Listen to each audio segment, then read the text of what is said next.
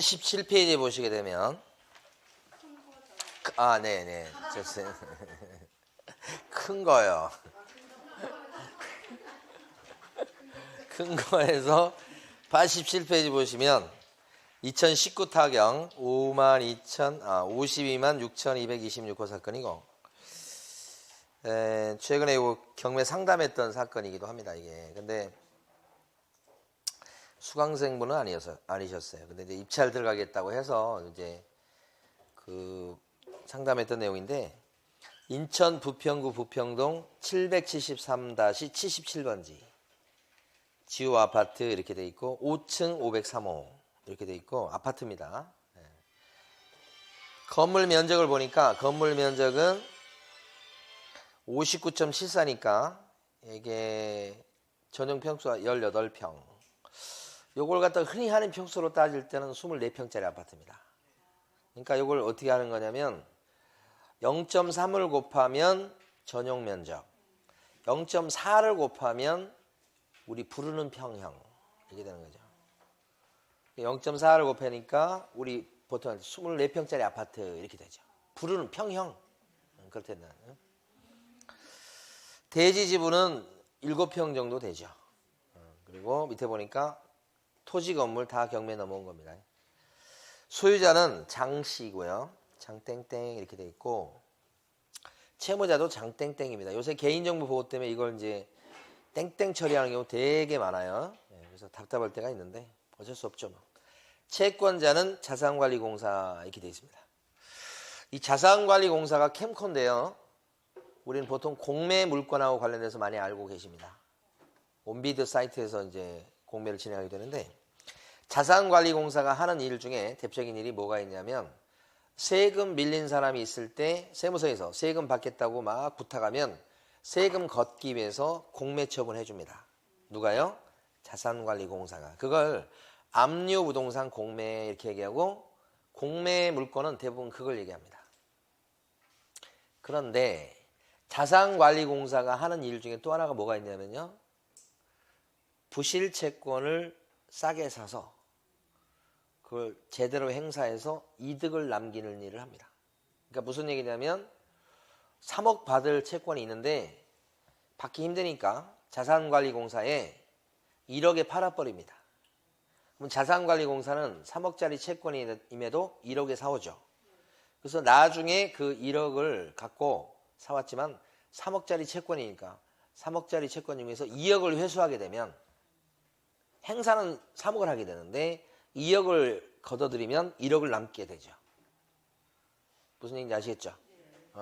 그걸 부실 채권을 갖다가 사서 장사하는 데가 자산관리공사고요.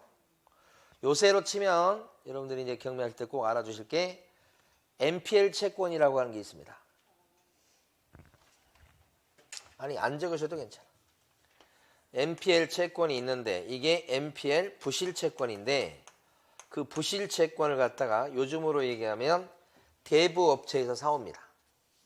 이걸 채권이 3억짜리인데 땡땡 대부에서 이것을 사올 때 쉽게 말씀드리면 1억에 사와가지고 1억짜리를 1억에 사왔지만 행사는 3억까지 할 수 있는 거예요. 채권이니까.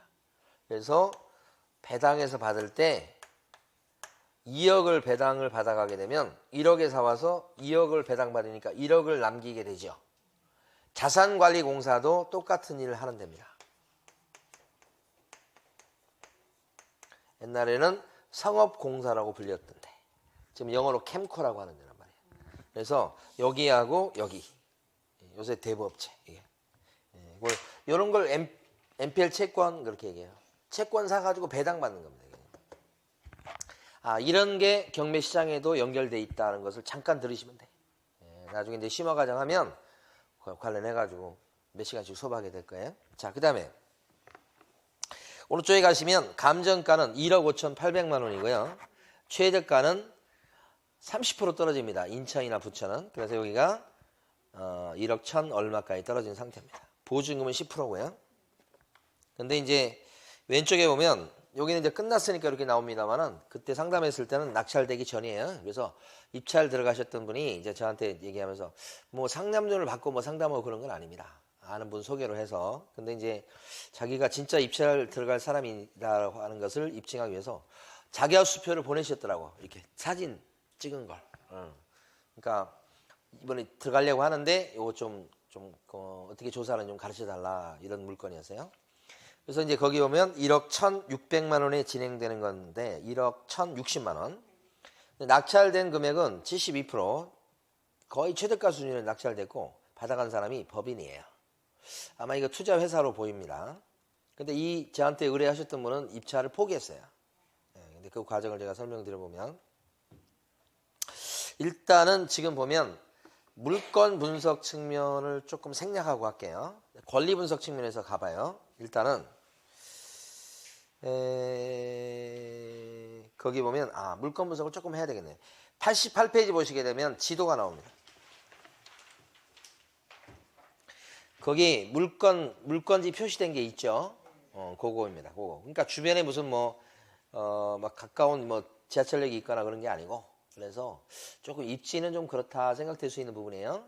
그 다음에 오른쪽에 보시면 특히나 아파트로 되어 이렇게 불리우지만 사실은 빌라급이에요. 오른쪽 사진을 보시면 층수 때문에 아파트로 분류될 뿐 약간 빌라에 가깝다. 그죠? 이런 건물들이 좀 있죠. 말이 아파트지 좀 아닌 것들. 자, 그런데 이제 우리가 관심을 갖는 것은 권리 분석인데요. 교재는 91페이지 보셔요. 제일 중요한 서류가 매각 물건 명세서죠. 그러니까 매각 물건 명세서 나오기만 하면 딱 동그라미 칠 게 뭐예요? 최선순위 설정일자 동그라미 치셔야 되고, 그 다음에 이제 밑에 보면 세입자가 있어요 없어요? 세입자 있어요 없어요? 조득환, 최지원, 이 사람들 점유자라고 돼 있잖아요. 세입자인지 아닌지 모르는데 살고 있는 사람이 있잖아요. 그래서 그 두 사람이나 있어요. 근데 오른쪽으로 가보시면 전입신고된 날짜만 나오죠. 못 만난 겁니다. 이것도 보나마나. 근데 전입신고된 날짜가 보니까 한 사람, 위에 사람은 2018년 8월 22일이고 밑에 사람은 2008년 7월 7일이에요. 자, 어때요? 또 한번 딱 보니까 요 최선순위 설정 일자하고 비교해 봤을 때 조득환 씨는 늦죠. 대학력이 없죠. 그럼 우리는 이런 사람은 개무시하시면 돼요. 이런 사람은 신경 쓸 게 없어. 나한테 낙찰받은 나한테 달라들 게 하나도 없는 사람이요. 그런데 밑에 있는 최 씨는 가만히 보니까 2008년도가 돼서 빠르죠. 그러면 보증금이 얼마인지 모르겠으나 나한테 달라들 사람인 거죠. 그래서 최 씨가 무섭다. 이렇게 일단 되는 거예요. 그렇게 일단 분석이 돼. 날짜는 나와 있지 않지만, 저 자세한 내용은 안 나와 있습니다만. 그래서 이제 그분이 전화하신 게 뭐냐면, 요 사람은 보니까 진짜 세입자가 아닌 것 같다 이 말입니다. 최 씨가. 그걸 어떻게 알아내냐 이거지. 진짜 세입자인지 아닌지 요 사람에 대해서 좀 볼 건데, 밑에 보시면 비고가 있죠. 비고. 뭐라고 되어 있냐면 조득환은 채무자의 동거인이다. 그러니까 채무자, 빚진 사람, 소유자하고 같이 사는 사람이다 이 말이에요. 근데 최지원은 채무자의 조카다. 그럼 같이 사는 건데 조카는, 동거인은 식구란 얘기입니다. 근데 조카다 그러면 뭐예요? 식구까지는 아니잖아요. 친척이지. 그러면 요 최땡땡 씨는 임차인이 될 수 있나요? 조카인데. 될 수 있습니다. 임대차 관계가 유일하게 인정이 안 되는 것은 부부지간입니다. 그래서 아까 서땡땡 씨 나왔을 때 부부지간이라고 생각되고, 그럼 임대차 관계가 무조건 인정이 안 된다고 생각하는 것은 부부지간에는 무조건 인정이 안 돼요. 뭐 돈 넣었다 뺐다 아무 소용없어요. 그런데 아빠하고 아들, 엄마하고 뭐 아들 뭐 이렇게, 장인 어른하고 사위, 아빠하고 딸인 자식 다 인정될 수 있어요. 조카하고도 인정될 수 있어요. 근데 현실적으로 법적으로 인정될 수 있다는 것이지, 현실적으로 그런 관계에 있을 때 막 보증금을 진짜로 막 진짜 원칙대로 시세에 맞게 집어넣고 그렇게 사는 경우는 거의 없겠죠. 그러니까 뭐 공짜로 사는 경우 되게 많을 거고요. 혹시 보증금을 넣고 산다고 해도 보증금을 어떻게 해요? 조금 저렴하게 넣고 살았을 가능성이 굉장히 높은 거예요. 그죠? 그래서 일반적으로 봤을 때 이제 이렇게 조카다 그러면 공짜로 살았을 가능성이 높고 임대차 관계가 인정될 여지는 있지만 그 다음에 보증금을 혹시 넣고 살았다고 해도 크진 않을 거다 생각이 돼요. 그러니까 이 최 씨를 조사해야죠. 그런데 이때 세입자가 대항력이 있게 되면 그 보증금을 떠나야 되는데 지금 보증금도 미상 아무것도 안 나와 있고 막 그렇잖아요. 이때 핵심 포인트가 뭐죠? 대출이죠. 담보대출 얘기하는 겁니다. 신용대출 말고 담보대출을 받았는지를 보셔야 돼요. 등기부에서. 어때요? 등기부 가보셔야 돼. 자, 어디 가시냐면 87페이지는 아니고 88페이지입니다. 88페이지 제일 위에 가니까 뭐라고 돼 있어요? 소유권이 장씨 앞에 있었던 거죠, 원래. 장희석 씨는 그 전에 상속을 받으신 거야. 오른쪽에 보니까 상속 나왔죠. 등기부는요, 권리분석할 때 등기부는 별 그건 안 되는데, 등기부가 나와 적혀 있는 내용을 자세히 보면 그 집안의 역사가 담겨 있어요. 그래서 흐름을 알 수 있어요. 근데 거의 대부분 다 등기부는 나중에 다 없어져가지고 문제는 크게 안 되는데, 흐름을 파악할 때는 등기부가 중요해요. 그래서 원래 보실 때는 요약된 거 말고 진짜 등기부를 보시면 더 좋아요. 진짜 등기부는 이거하고 차이점이 뭐냐면 진짜 등기부에는 생겼다 없어진 것도 다 나올 수 있어요. 그러면 역사를 파악할 때, 그 집안의 역사를 파악할 때 좋은 그 자료가 돼요. 자, 거기서요, 밑에 보시면 근저당권에서 농협자산관리라고 돼 있죠. 이게 근저당이니까 대출이 있는 거죠. 근데 오른쪽에 보니까 금액이 1억 800만 원 잡혀 있다는 얘기는 아까 1억 얼마인데 좀 상당히 많이 대출을 받았죠. 담보대출이죠. 근데 아까 최 씨가 앞에 있었죠. 그럼 최 씨는 가짜일 가능성이 높은 거예요. 그런데 대출을 농협자산관리회사에서 대출해 준 게 아니에요. 가만히 보면 옆에 보면 뭐라고 적혀있냐면 서서천 농협의 근저당권 이전이라고 돼 있죠. 그 말이 근저 이전은 근저당권 이전이라는 뜻이에요. 그러면 원래 근저당권자는 서서천 농협이었어요.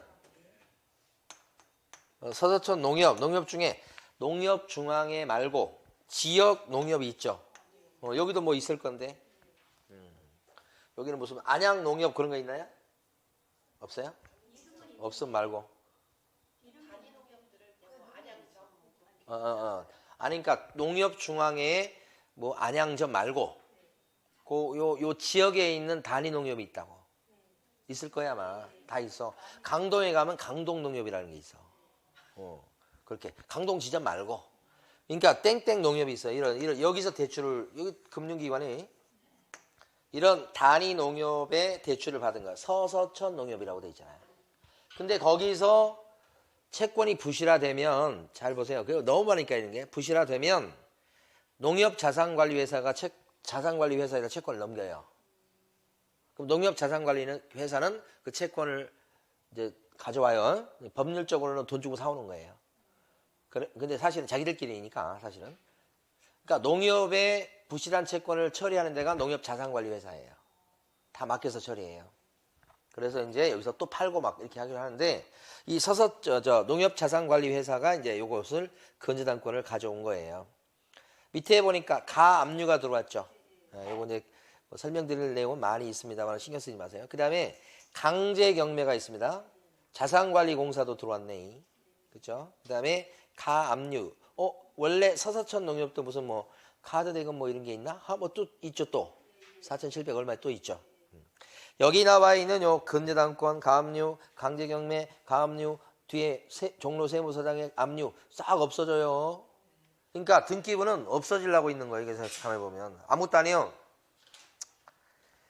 그럼 이걸 우리가 본 이유는 이게 없어지는 채권이다 이거 보는 목적이 아니고 담보대출이 있냐 이거지. 있지. 있으면 선순위 세입자 있는 최 땡땡 씨는 가짜 가능성이 굉장히 높은 거죠. 그럼 그걸 어디 가서 파악해야 돼요? 대출은행. 대출은행 어디에요 여기서? 서서천 농협이야. 그러면 서서천 농협에다 전화해갖고 여기 최 씨는 조카인데 이 사람은 대출 나온 거 봤을 때 가짜요. 근데 당신들이 대출할 때는 분명히 이 사람이 나중에 진짜 세입자라고 뿌득뿌득 우기지 않게끔 하기 위해서 무상각서를 받아뒀을 것 같은데 이렇게 나가야 되는 거예요. 무상각서를 갖고 있는지 물어보는 거예요.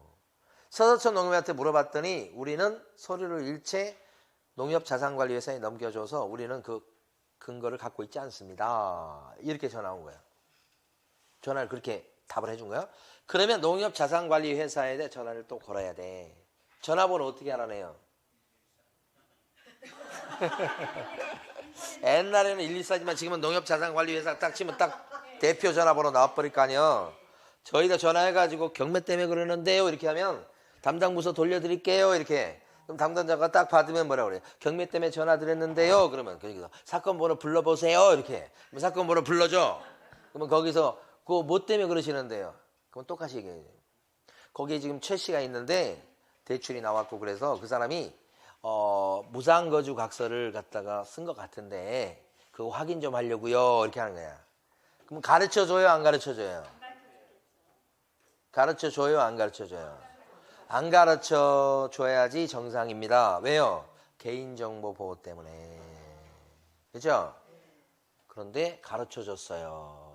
왜 가르쳐줬을까요? 법을 잘 몰라서 1번. 2번. 대출금을 잘 회수하려고. 대출금을 잘 회수하려고 하는 거예요. 자기가 채권을 사왔는데 이게 높게 낙찰돼야 대출금을 회수할 때 유리하죠. 높게 낙찰이 되려면 여기 하자가 있다는 게 이게 가짜라는 걸 가르쳐주고 싶죠. 입이 근질근질하죠.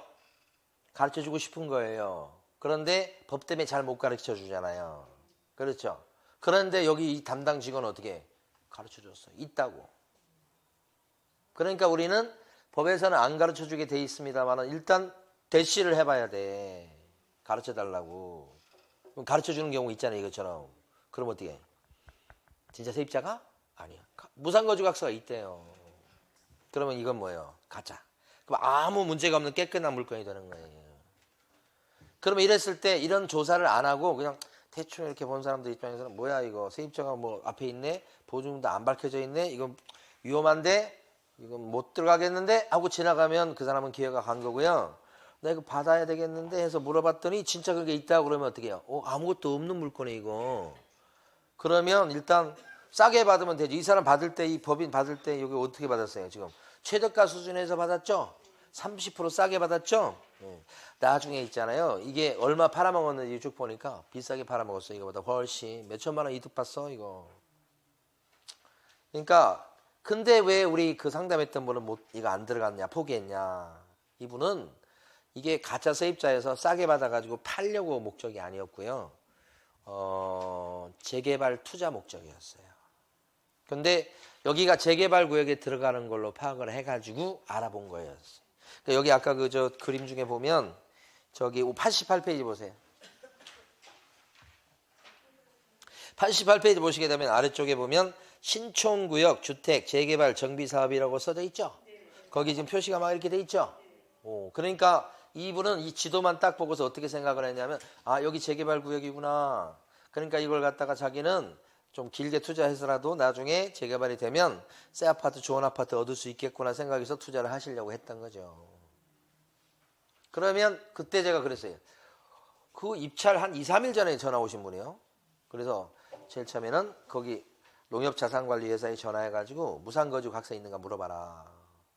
그 물어봤어. 그랬더니 이제 있다는 거야. 그러면 그 사람 같이 하니까 이제 들어가시면 되겠다. 그래서 이제 그렇게 전화를 끊을 쯤에 제가 물어봤어. 왜 이걸 들어가시려고 합니까? 목적이 뭡니까 이거? 그러니까 그분이 이거 재개발 때문에 그런다는 거예요. 그러면 재개발 이 말 딱 듣는 순간에 딱 떠오르는 게 뭐냐면 이게 재개발 물건은 일단 두 가지가 중요해요. 재개발 구역 내에 들어가야 돼. 응? 정비구역 내에 들어가야지. 거기에서 빠져있는 물건이다. 근데 그거 들어간 걸로 생각을 해서 하고 그러면 망신이죠. 망신 정도가 아니고 망하는 거라고요. 예? 구역 재개발 정비구역 안에 들어가야 돼. 두 번째, 정비구역 안에 있는 물건일지라도 조합원 자격이 있어야 돼요. 조합원 자격이 만약에 없으면 꽝이에요. 또 나중에 진행됐을 때 현금 청산이 되면서 손해볼 여지가 굉장히 높은 거예요. 그러니까 정비 재개발 투자합니다. 그러면 두 가지가 무조건 전제가 돼요. 정비구역 안에 들어가야 되고, 그 다음에 조합원 자격이 있어야 돼요. 이거 어디 가서 확인해요, 이거? 응? 이걸 어디 가서 확인해야 돼? 조합 사무실. 조합 사무실 어디예요? 응? 조합 사무실 어디인지 알아야 물어보죠. 그렇게 저한테 물어보면 안 돼요. 어떻게 해야 돼? 그 지역에 있는 중개업소 사장님한테 가서, 요 지역에 조합 여기 요 무슨 저 써져 있는 조합 있잖아요. 조합 사무실 어디가 있어요? 그러면 사장님들 대부분 알고 있어요. 혹시 모르는 사장님이 나 모르겠어. 그러면 어떻게 해요? 또 옆집에 가요. 물어봐요. 사장님이 거의 알고 있어요. 정확히는 모르는데 저쪽에 있는 것 같은데 이렇게. 그러면 거기 찾아가도 되고 아니면 전화번호 알아내가지고 전화해도 되는데 찾아가는 게 좋아요. 그래서 그분이 이제 찾아가는 거야. 내일 모레가 입찰인데 찾아간 거지. 그래서 물어봤더니 뭐라고 그래요? 재개발 구역에 들어가지 않습니다. 그 물건은 우리 구역 물건 아니에요. 이렇게 된 거예요. 그래서 입찰을 포기한 거예요. 근데 사실 이것은 이렇게 지도에 나왔을 때 이게 정비구역 안에 들어가는지 아닌지는 사실 파악할 수 있는 방법이 또 있어요. 조합 사무실 가서 알아보는 것도 방법이니 그게 더 정확하지만 또 앱도 있고 그래요. 부동산 플래닛이라는 앱이 있어요. 그것 갖고 파악할 수 있는 게 있어요. 근데 나중에 저거는 놓고 갈게요. 시간 관계상. 부동산 지금 제가 이렇게 불러드린 거 있잖아요. 플래닛. 이것도 파란색으로 돼 있어요. 플래닛이라는 건데 이거 앱 깔아놓으세요. 제발. 아까 앱 깔아놓은 거 하나 더 있었는데 아까 아실. 아파트 실거래가 있었죠. 아실도 있죠. 요것도 있고 그래요. 그래서 요 물건은 이제 권리 분석 측면에서 그렇게 돼서 이건 그러니까 대항력에 있는 선순위 세입자처럼 보이는데 실제는 선순위 세입자가 아니었다. 그런 거죠 지금. 그걸 한 거죠 지금. 이것도 한 번씩 만져줘야지 또 안 없어지지.